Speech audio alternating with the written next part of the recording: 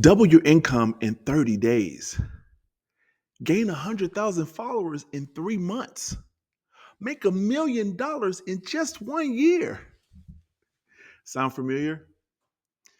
These are a few of the bold claims and promises you might see from coaches promoting either their sessions or their master class or their weekend getaways. But are these claims realistic? Let's find out in our video today.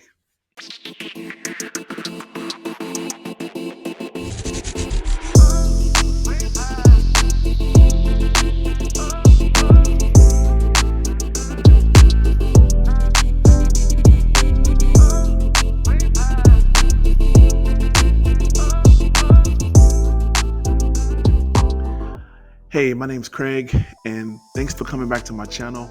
And today, this is the second part of our series where we're talking about how to avoid scam coaching and save your money. This is the second part of the series where we'll talk a lot about the theoretical foundation behind coaching.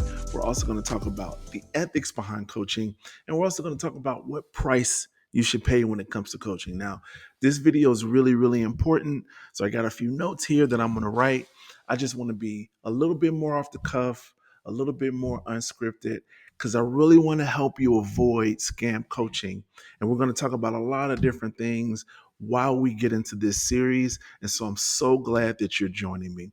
So you might see me glance down just a little bit just to make sure that I have good and proper notes for you, because I really want to help you. And I want to tell you a little bit more about my experiences, tell you a little bit more about the things that I've seen for people who go after these different coaching opportunities. And I want to make sure that if you decide to get a coach, that you find the right coach for you. So let's get into it.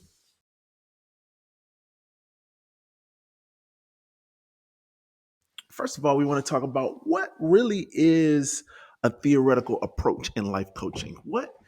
What can we consider to be a theoretical approach in life coaching? Now, I know a lot of the things that you've seen on YouTube, on Instagram, and on some of the other social media platforms. It might seem like coaching is just good vibes. It might seem like coaching is just one of those things where somebody grabs along and maybe for a month or so they work with you. They talk about all of this nice, warm, and fuzzy stuff. They give you some life meditations. And the next thing you know, you're rolling in money. You're doing everything that you always wanted to do because of the wonderful coaching that you received from the people online. Now, as great as that might sound, it really, really isn't how it works. One thing about coaching is your coach, if you decide to have a coach, they've got to have a good, solid theoretical framework. So, what does that really mean? If your coach is grounded in a theoretical framework, it's really going to help them understand human behavior, things like effective communication and the change process, right? And so, what exactly does a theory do, and why does a theory matter in coaching, in life coaching specifically? Well, if you have a theory, or if the coach that you choose has a theory, they can provide structure when you're in your sessions. They can identify like client needs. They can make sure that they understand the challenges that you might be facing in life. They can form plans and choose interventions and pick the best techniques for you as they're coaching you along the way in whatever life goals that you set for yourself. And then they can also measure progress through having a theoretical orientation or foundation. Remember, there's got to be a framework by which your coach is dealing, right? Promises are one thing.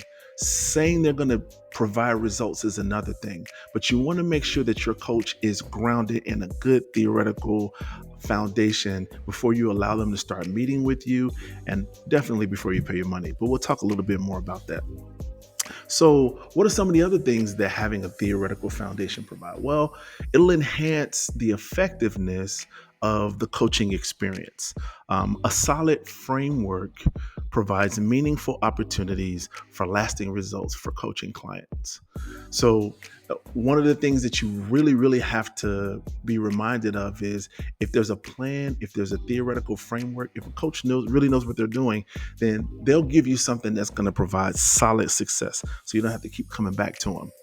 And speaking of continuing to come back to coaches, what it also does is it builds credibility to have a solid framework. Understanding human behavior builds trust, and it builds that sense of belonging with the coach and connection with the coach.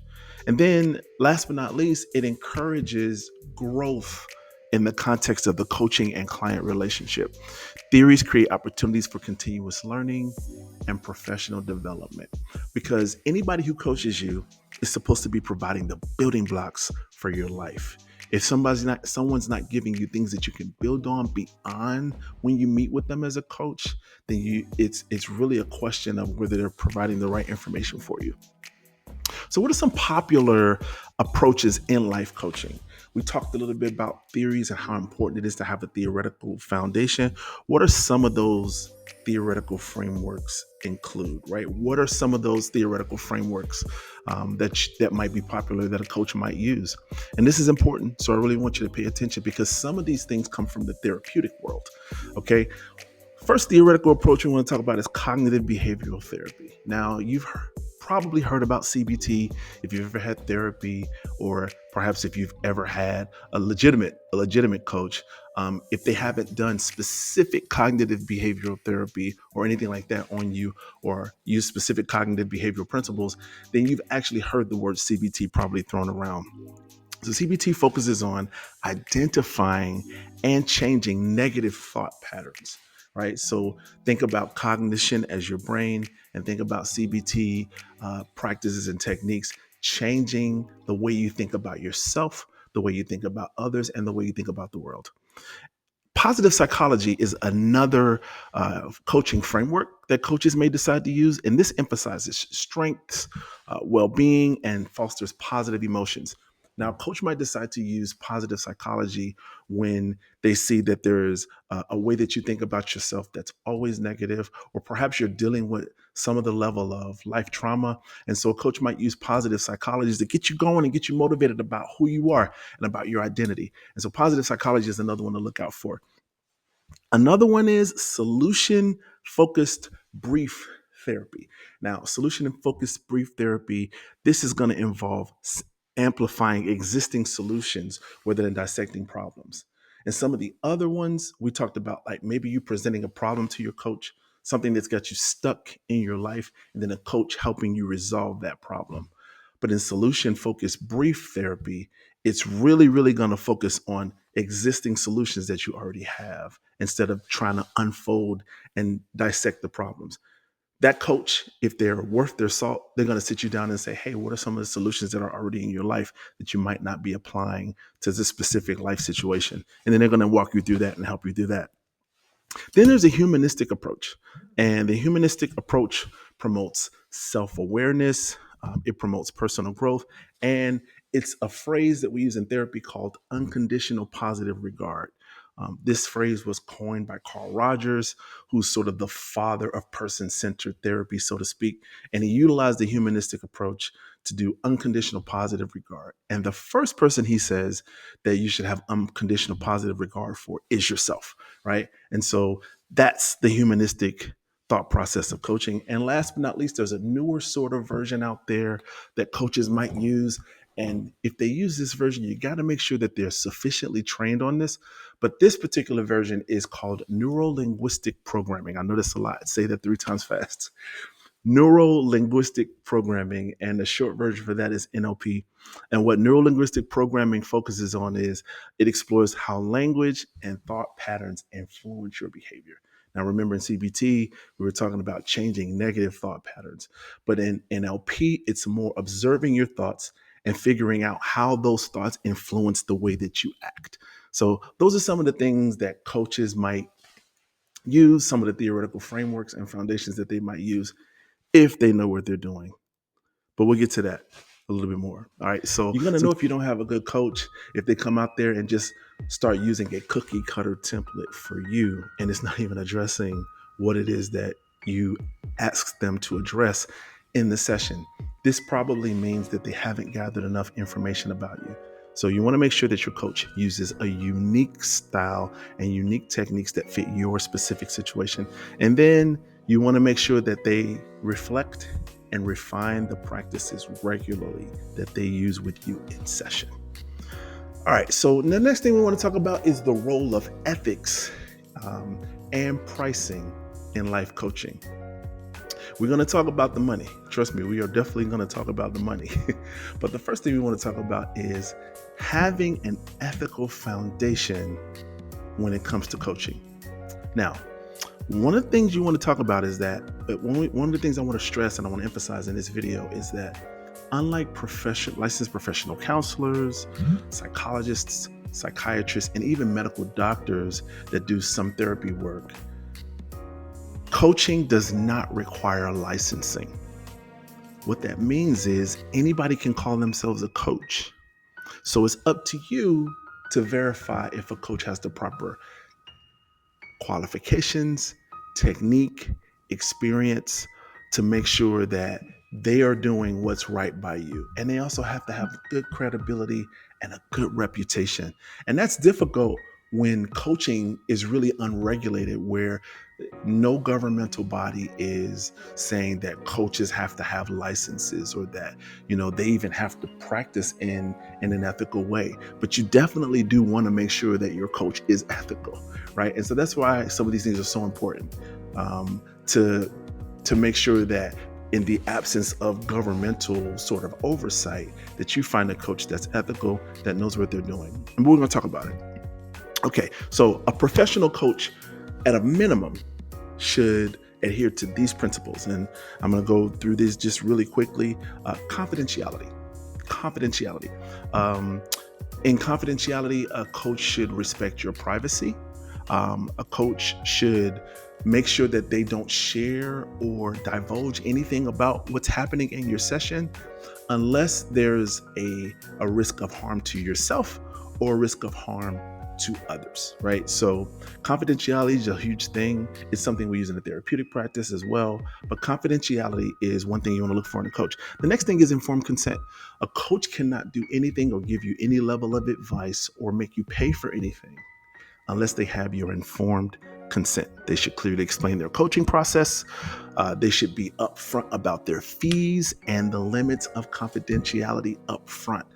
This happens in sort of an intake assessment period, right? In the counseling world, we use the intake assessment to gather as much information as we can about the client, but also always and forever to get informed consent. You want to always know what this coach or this life coach or this counselor, even if you decide to get therapy, you want to make sure that you know exactly what they're doing, exactly how much you're paying, exactly what it's for, and what the process is. So that's important, informed consent. And then the next thing that's really important is competence. Man, this is a big one. You want to make sure that whatever the coach is trying to coach you on, whatever techniques that they're giving you, that it's in their lane of expertise. Yeah, you want to make sure that coach is in their lane of expertise. You want to make sure that they're doing what they're qualified to do. And again, that's really, really difficult because based on the experience of the coach, how long they've been doing it, based on what kind of credentials they have, what kind of education they have, how long they've been in the field, and the type of human experience they have, that's going to be a big one. And one thing I want to say about competence, one of the things I want to say about competence is I want you to notice something the next time you see like this round of videos or this round of advertisement with regard to coaching. There's a lot of people out here who are like 19, 20 years old. And listen, I'm not, this is no age discrimination whatsoever, and there are many young people who are very intelligent, who are very mature in a lot of ways. But if you find a coach that's 19 or 20 years old who might say to you, I've got years of experience and I've helped so many people level up in their life, and I've seen results from people all around the US, and I've helped entrepreneurs expand their businesses and make millions and millions of dollars. You might want to take a double take when it comes to that, because here's some common sense rules and application. If that person is 19 or 20 years old That means they're a couple of years out of high school. How much life experience do they actually have? I'll leave you to be the judge of their competence when it comes to coaching. So that's one of the things that you want to be careful of. Now listen, if you're 16, 17, or 18 years old, and you want to look into getting some level of coaching, that's fine. But again, you want to make sure that because that person's at 19 or 20, they're just a few years above you in life and in experience and those kinds of things. Now, listen, that's my opinion. That's just my observation based on my years of experience in the counseling and coaching world and consulting world. But it's a general rule of principle to really fall by. Like, you want to make sure that that person has the proper level of competence and the proper level of life experience if they're going to teach you something. And then respect for diversity. I mean, this goes without saying. If you're a coach, you want to make sure you respect other people's backgrounds, other people's beliefs, other people's morals, and their values, right? So we want to make sure that we have respect for diversity. And then a really important one that a lot of people don't think about. I mean, we think about this when it comes to counseling, and we think about this when it comes to religious and spiritual practices, and we've seen a lot of those types of things. But you want to make sure that boundaries are maintained within the coaching client relationship. Maintaining boundaries means avoiding dual relationships and keeping all your interactions professional, right? Whether the coach or client, all interactions when it comes to this sort of life and advice situation, that all has to be within the boundaries of what's comfortable and avoiding any impropriety whatsoever. Now, let's talk about the money. The moolah, the cash, the stash, right? The cream. Cash rules everything around me. Cream is the money. Okay, that's my failed attempt at hip hop. But let's talk about the money. How much should coaching cost, right? Now, you might be surprised to know, or maybe you're not so surprised to know, that some coaches charge up to $1,000 per session. And then I've even seen prices of upwards of $50,000 plus for exclusive master classes or weekends away, or getaways, or these like conferences and events, right? That is an exorbitant amount. And honestly, like some of you might be willing to pay that amount, but how do you really know that that's worth it? How do you really know that the $50,000 that you're paying is worth it? All right. One of the things to remember is new coaches. New coaches might charge less, while more experienced coaches charge more. Right. And these would be like your premium coaching rates. Right. If you have a coach that has a specialization, like maybe coaches have some sort of niche, like maybe they are very very renowned in the world of mental mindset coaching, or maybe they're renowned in the world of executive coaching, or in the world of business coaching or health coaching, right? Or even if we break it down to a simplest compound, maybe they're really really good at physical fitness, and you can see from their profile, or you can see from the information that they've provided, that man, this would be a good person. Like, these are the results that I want to get. It's much easier to see when somebody has a physical kind of presence, or you're trying to get in shape or something like that, and you want to hire a personal fitness coach. Like, that's easier to see than results gained by some other forms of coaching, like maybe even health coaching, or maybe even business or executive coaching. Those numbers are a little bit harder to justify paying that kind of amount of money, rather than you seeing somebody. If you're a guy, maybe you want to be lean or muscular or whatever, or if you're a gal and you want to be lean, muscular, you want a certain body type, you're like, oh, I can see, like this is how you do things for yourself. Like, so this must be how you tone and shape your clients, and I want that, right? I've seen enough to know the type of decision that I want to make. All right, so pricing is going to depend on experience. Pricing is going to depend on the type of results that you have, and pricing is going to depend on what it is that you want. All right, and format, right? if if you're being coached online versus being coached in person, online coaching might be cheaper. In-person coaching is generally going to be more expensive, and we're going to talk about the prices in a moment. But um, online coaching is more like on Zoom. It's going to be on over Google Meet. It might be even over a FaceTime call or something like that, right? But those types of coaching calls, even though they could be just as effective as coaching, in-person coaching carries a different connotation, and it requires more time. It may require travel. So the format is going to be important when you talk about price. And sort of last but not least, when it comes to a factor that involves how much you're going to pay for coaching, it's location, location, location. I know I sound like a real estate agent, but location is important in coaching as well. I want you to think about this for a second. If you've got a coach that like lives in New York or LA or one of the more higher priced areas in the US, but like you live in the Midwest, like Indianapolis, or maybe you live in Missouri, or maybe you live in Illinois, somewhere where the cost of living is not as high, or the cost of living is not as much as where the person is that's coaching you, they're going to charge based on their cost of living and what it takes for them to maintain and for them to sustain their lifestyle. So you got to remember that, right? Like if you're in New York and you're getting a coach that's from New York, or if you're in LA and you're getting a coach that's from LA, then that's going to be a little bit different than if you're getting a coach that's in the Midwest, or if you're getting a coach that's in more of a rural area, right? So you want to watch out for that, and the price that comes from that is going to be a lot different than if you're in another part geographically of the U.S. All right. So what are some of the general price ranges that you can expect to find when you think about coaching or paying for coaching?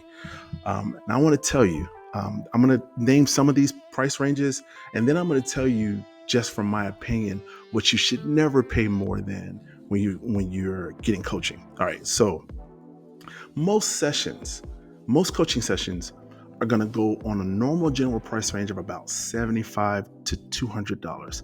Now, this checks with the normal pricing coach range you should expect to see, like when you go get therapy or something like that. $75 to $200 is about basic. Lower end is going to be about maybe $50 per session, maybe a little less, $40 per session. That's if you have a brand new coach or somebody that's a student or an intern. You can expect to pay like maybe $50 or less, right? That's getting it really on the cheap because that person doesn't have qualifications or experience or licensing or anything like that. Higher end coaching can run about $250 per session. Now, this is going to depend on a lot of different factors. $250 per session for coaches who are established, coaches who can give proven qualifications, proven experience, and proven results with other clients, right? Coaches who have a proven track record of excellence, ethics, a proven track record of making sure that they provide a lot of good content in their coaching, right? You want to make sure that your coach provides content that's usable, that's good, that's not something that you can just get online. All right. Now listen, if you don't listen to anything else that I say, I'm gonna give you a basic rubric to think about. No matter how good your coach is, no matter how much money you think you have to spend on a coach, this is me. This is what Craig is saying you should do. Right. Now, take this with a grain of salt, just my opinion, but I think it's a good general rule of thumb. Here's the thing. I do not believe for any one specific session, like one session, I don't believe you should pay over $200. And that session should be at least an hour that you pay for a coach. If you're getting coaching over a specific amount of time, I don't think you should pay upfront. I think you should pay per session based on performance and based on what type of results that you're getting. You should not pay over $200 per session for a package or something like that.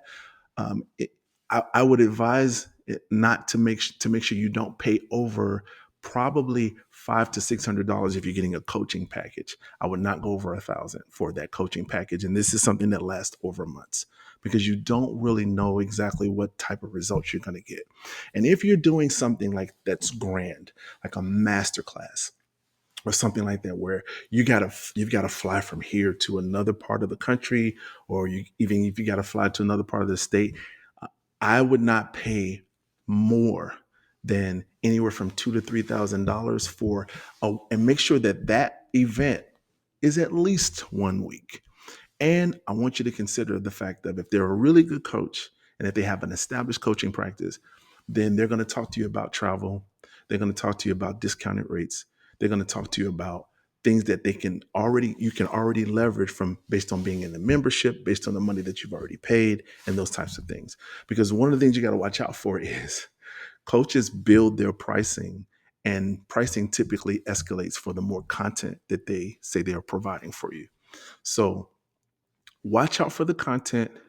Make sure it's not something that you can get for free, and make sure you don't pay for any level of package.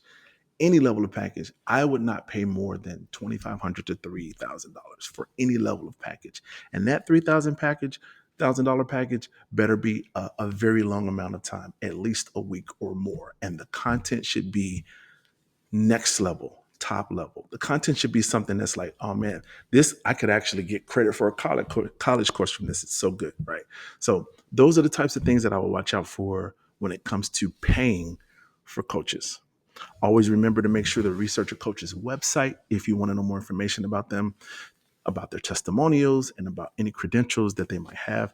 And before you do anything, make sure you schedule a consultation to ask about the coaching approach, their fees, and the packages that they offer. Get all of that information up front so that there are no surprises.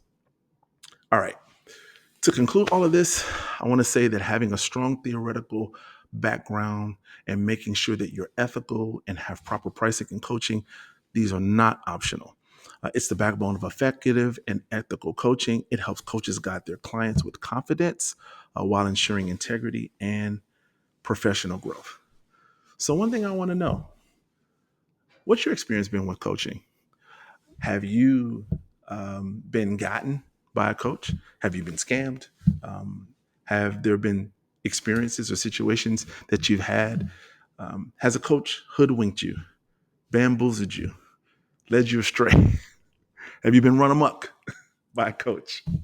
If any of those things have happened to you, I want you to make sure that you leave a like and a comment down below, and tell me about your experience with coaching. All right. This is part 2. Thank you guys for watching. I want to thank all of my subscribers, everybody who has taken time to look at my videos and who was on this journey with me. All right, that's it. Thank you for watching this video. And remember, live royally and live well. This is Craig. I'm signing out.